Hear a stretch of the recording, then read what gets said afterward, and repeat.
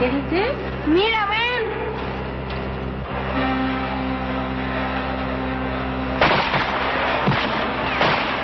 ¡Están disparando, mamá!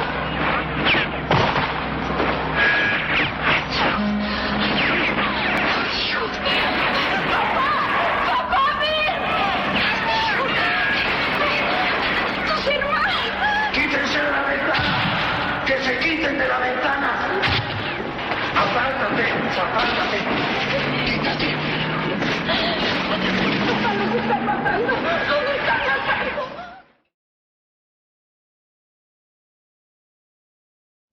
El Colegio de San Nicolás ha sido el hogar de personajes relevantes para la historia del Estado y del país, tales como Miguel Hidalgo, José María Morelos, Pascual Ortiz Rubio, Melchor Ocampo o José Sixto Verduzco. Siempre caracterizado porque sus estudiantes muestran sus opiniones sobre su realidad política social, haciéndose presentes en cada uno de los movimientos estudiantiles que han ocurrido en el país. ¿Qué pasaba en la década de los 60 en el contexto mundial? Karl Marx tenía un apogeo con su ideología socialista. Los Beatles entonaban sus canciones con ritmo de protesta. La guerra de Vietnam comenzaba a causar estragos en la sociedad estadounidense por medio de protestas civiles contra ella. Todo eso influenció la mente de los jóvenes mexicanos y, por supuesto, la de los michoacanos. El Colegio de San Nicolás albergó uno de los antecedentes que catapultaron los hechos acontecidos en el mes de octubre de 1968. Y es que la identificación que ha tenido a lo largo de la historia con las clases trabajadoras ha propiciado la movilización en conjunto del pueblo, provocando el apoyo de diversos sectores de la sociedad. Así las cosas, a fines de febrero de 1963, los enemigos de la universidad, encabezados por los sinarquistas y por la jerarquía, la alta jerarquía de la Iglesia Católica, sobre todo el obispo de Zamora, intensificaron los ataques a la Universidad Michoacana y decidieron tomar por asalto el Colegio de San Nicolás, que, como les decía, pues es el alma mater de la Universidad Michoacana. Entonces se apoderaron de las instalaciones del colegio, se metieron al colegio. Pero pues a la universidad la estaba defendiendo sobre todo los moradores de las casas del estudiante que había en ese entonces, y en general la mayoría de la comunidad universitaria.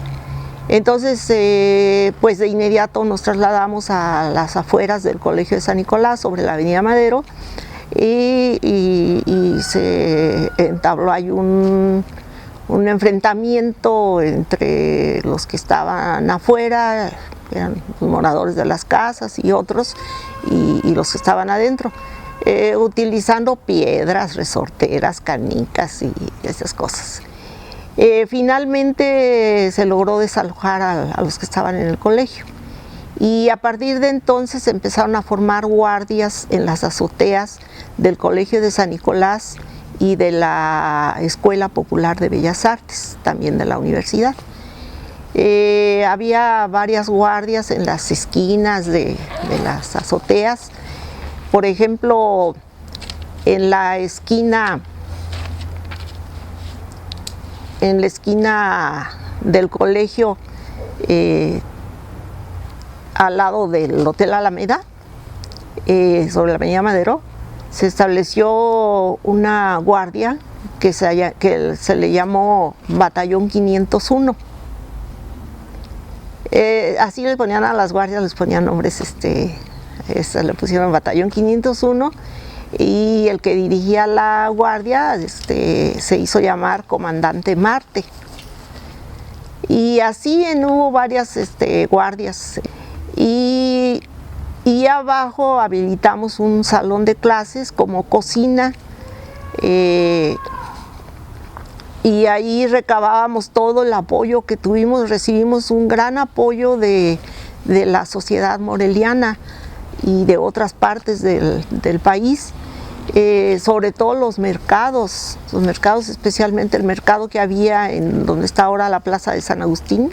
Ahí había un mercado, y dentro del mercado había varias fondas donde estaban abonados para comer muchos estudiantes. Entonces los locatarios de este mercado enviaban cazuelas de comida al colegio, pan, tortillas, todo lo. Entonces se habilitó un salón de clase como cocina para preparar los alimentos de los muchachos que estaban en la azotea en las guardias.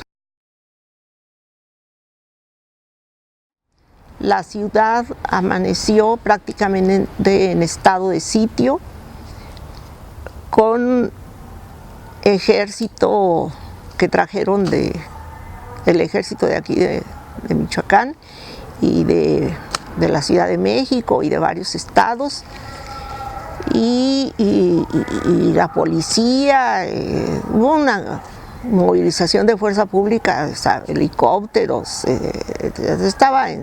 amaneció en estado de sitio la ciudad. Más tarde, a media mañana, el ejército se instaló en las azoteas del Hotel Alameda, el Virrey de Mendoza y el Teatro Campo, y desde allí de repente empezaron a disparar contra los muchachos que estaban en las azoteas. Un fuego ininterrumpido, traían metralletas, y los muchachos empezaron a tratar de bajarse, bajarse al edificio por un cubo de escalera muy pequeñito, con escalones de madera ya muy destruidos, que se movían mucho, que yo no me explico cómo pudieron hacerle para salir todos los que estaban allá arriba, y que nada más haya habido, afortunadamente, nada más un muerto, Manuel Oropesa García, y varios heridos. La primer casa particular que allanaron fue la nuestra.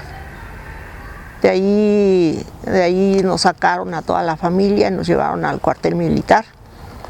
Y lo mismo hicieron en otras, a donde quiera que se metieron al Sanatorio de la Luz, se metieron al internado de enfermeras que tenía el Sanatorio de la Luz, sacaron a las enfermeras, se las llevaron al cuartel. Todo esto se hizo en el transcurso de la noche, en la madrugada. Entonces se metían había una casa femenil, la casa Juana Pavón, sacaron a todas las muchachas, desalojaron la casa y estaban acostadas, dormidas, así como estaban, las sacaron y las echaron a la calle. Los movimientos estudiantiles del 63 y del 66 en Morelia se han catalogado como antecedentes directos del movimiento y matanza de Tlatelolco en el 68. El encargado de tomar el colegio de San Nicolás, que dirigí todo el operativo, fue el general Hernández Toledo, que fue el mismo que dirigió el operativo el 2 de octubre en Tlatelolco. Había mucha represión, por hacer una simple pinta en una pared ya te podían hasta matar. O te ponían una golpiza, te encerraban. Después de la represión, fueron encarcelados varios líderes estudiantiles y llevados a la 21 zona militar, manteniéndolos como presos políticos. En el 66 hubo más detenidos. Detuvieron a Rafael Aguilar Talamantes, que era dirigente de la Central Nacional de Estudiantes Democráticos, al licenciado Efraín Capiz Villegas, a Ramón Martínez Ocaranza, a Ofelia Cervantes Villalón, mi mamá, a Ana María Velázquez, y a otros dirigentes más de la UNAM y de aquí.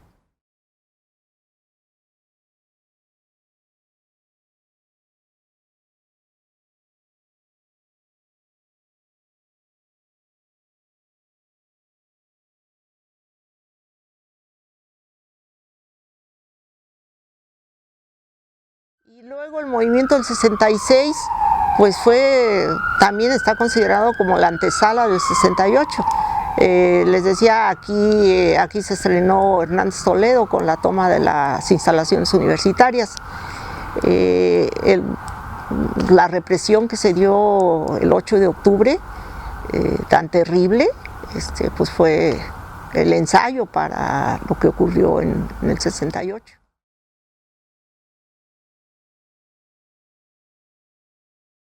Uno de los pocos sectores que permanecieron firmes y que nunca cesaron la lucha fueron las normales rurales.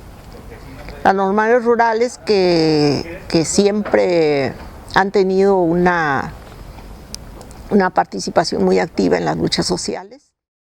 En el 69 fueron cerradas la mitad de las normales rurales en el país, por lo mismo, pero ni así pudieron controlarlas. Entonces han permanecido en lucha hasta la fecha. Aunque muy golpeadas, muy infiltradas sobre todo, seguramente que debe de haber ahí muchos provocadores, porque anteriormente, aunque eran muy participativas las normales rurales, pero tenían otros métodos de lucha, no como los de ahora.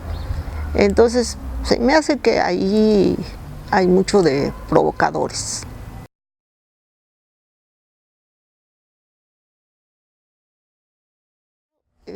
Yo veo que el Estado está muy empeñado en desaparecer lo que queda de las normales rurales.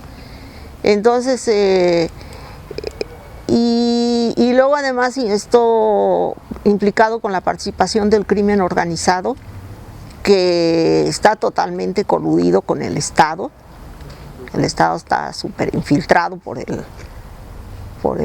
o al revés, el crimen organizado infiltrado por el Estado, quién sabe cómo estará la relación, pero la verdad están muy, muy vinculados. Y bueno, la prueba es de que todos sabemos que a estos 343 muchachos los detuvieron policías municipales de Iguala y de Colula y se los entregaron a gente del crimen organizado en Guerrero. Entonces, pues fue como un detonante de por sí la situación en el país ya estaba muy mal, desde el gobierno de Calderón, que inventó su guerrita contra el crimen y que costó la vida de miles de víctimas colaterales, como él le llamó, desaparecidos y todo. El gobierno de Peña Nieto pues realmente continuó con la misma política aunque está totalmente demostrado, no solo en el país, sino por organismos internacionales, está demostrado que las medidas tomadas por Felipe Calderón para combatir el narcotráfico estuvieron totalmente equivocadas y lo único que me hicieron fue provocar un terrible derramamiento de sangre inútil, sobre todo entre la población civil, que fue la más afectada. Ante los hechos de Ayotzinapa, Tlatelolco, Atenco, Tlatlaya, Aguas Blancas, ABC, IPN, UNAM, y aunque nuestras autoridades se cansen, los únicos que no podemos hacerlo somos nosotros. Yo, al igual que muchos de ustedes, también estoy en contra de toda la violencia que se ve en los medios de comunicación, en el periódico, en la televisión. ¿Por qué no promueven la cultura? ¿Por qué no hay espacios? Aquí se está promoviendo la cultura, aquí es donde se hace el cambio. Nosotros como personas que somos parte de una gran sociedad, tenemos que hacer el cambio, empezando por nosotros mismos. Sabemos que hay formas de manifestarse, a veces, muchas de las veces se hace con violencia, que no es la más adecuada. Hay maneras legales, pero también hay manifestaciones como estas, en donde se promueve la paz, en donde no se ataca la violencia con más violencia, sino que se ataca la violencia con cultura, con música. Hoy en la actualidad, vuelven a surgir actos de represión en contra de los estudiantes por manifestarse en contra del gobierno ante la exigencia de respuestas a los hechos ocurridos en los últimos años. Sin embargo, eso no parece tener un fin, pero México está despertando ante la situación, expresando el dolor y pidiendo justicia.